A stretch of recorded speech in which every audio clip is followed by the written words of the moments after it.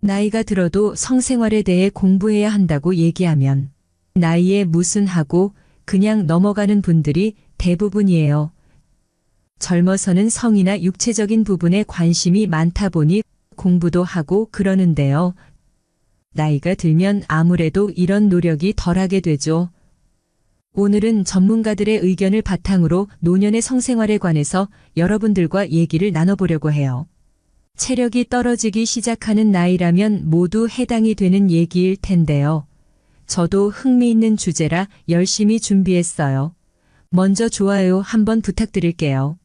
안녕하세요. 알아두면 삶이 힘이 되는 채널 삶의 철학입니다. 나이가 들면 아무래도 신체적 노화로 성기능이 떨어져요. 심리적으로 위축되고 하다 보니 정상적인 성생활이 힘든 경우도 많은데요. 그렇다 보니 이런 부분을 채우기 위해 무분별하게 약물이나 성기구 등을 찾기도 하고요. 젊어서는 백엠를 전력 질주할 수 있었고 밤새 클럽에서 놀아도 다음날 정상적인 출근이 가능했지만 나이가 들면 이게 안 되잖아요. 성생활도 마찬가지예요. 젊어서처럼 자주 많이 하기도 힘들고 오래 유지하기도 힘들다는 사실을 받아들이고 이 안에서 현명한 관계를 찾아야 해요. 나이가 들어도 성욕이 있다는 것을 인정하고 부부가 노력해서의 부부는 채워주되 너무 과도한 성지식 성욕구 정보에 좌지우지하지 말아야 한다는 거예요. 젊어서는 거칠고 자극적인 음식도 부담 없이 먹을 수 있었어요. 하지만 나이가 들면 이런 음식을 위해서 받아들이지 못하니 부드럽고 연한 음식을 찾게 되잖아요. 성생활도 마찬가지예요.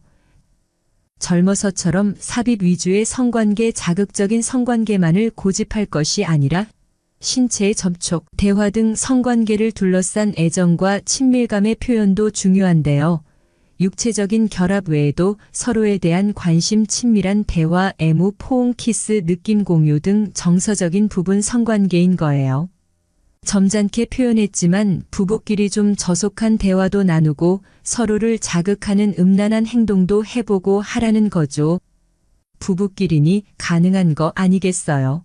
나이 들어서도 남편이 너무 들이대서 힘들다고 하는 경우도 있어요. 요즘 다들 건강에 신경 쓰잖아요. 노년에도 육체적으로 건강한 남편들이 늘어나다 보니 삽입 중심적이고 남성 중심적인 성관계만을 요구하는 경우도 많은데요. 야릇한 동영상 흉내를 내거나 신체에 무리가 갈 수 있는 보조기구 사용을 강요하는 경우도 있어요. 이런 남편의 요구를 받아들이고 과도한 성적 욕구를 해결해줘야 하는지 고민하는 아내들도 많다고 해요.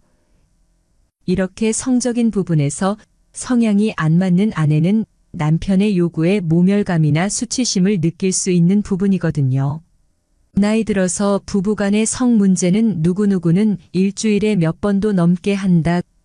그러와 같은 어디서 주어들은 신뢰할 수 없는 비교보다 우리 부부에게 맞는 방식에 집중하는 것이 중요하다고 해요.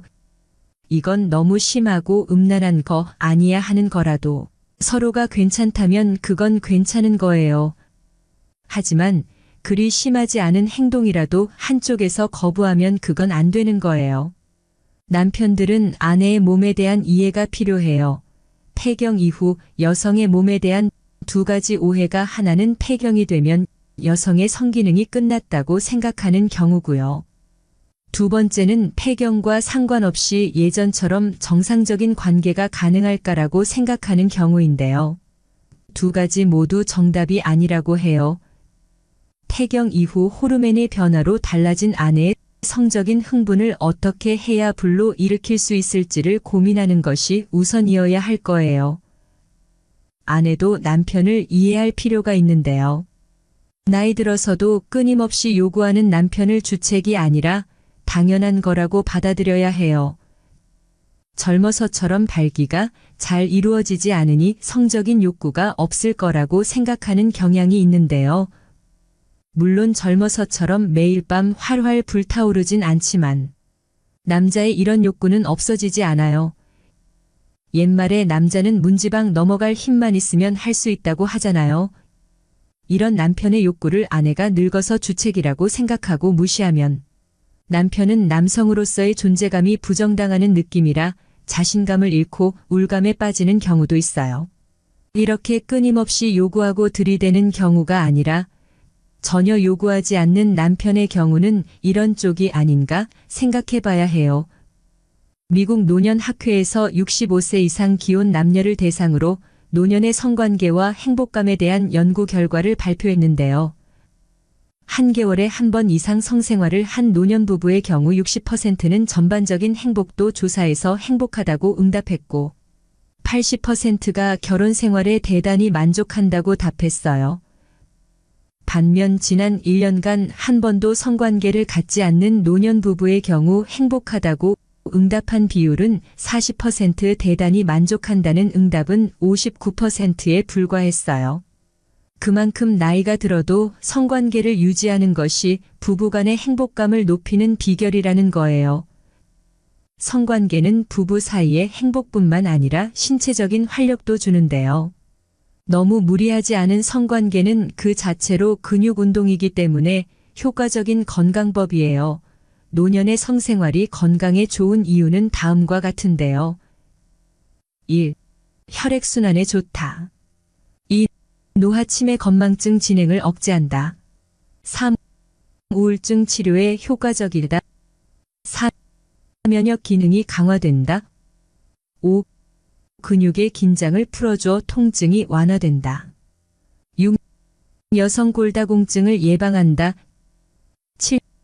여성 자궁 질환을 예방한다. 8.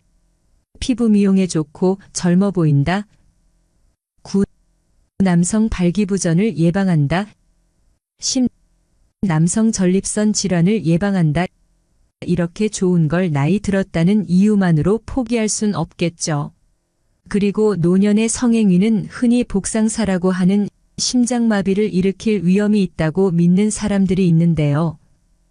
하지만 부부간의 정상적인 성관계의 경우 심장병 환자거나 발기부전 치료제를 이용한 경우라 하더라도 문제가 없다고 하니 안심하셔도 될 듯해요.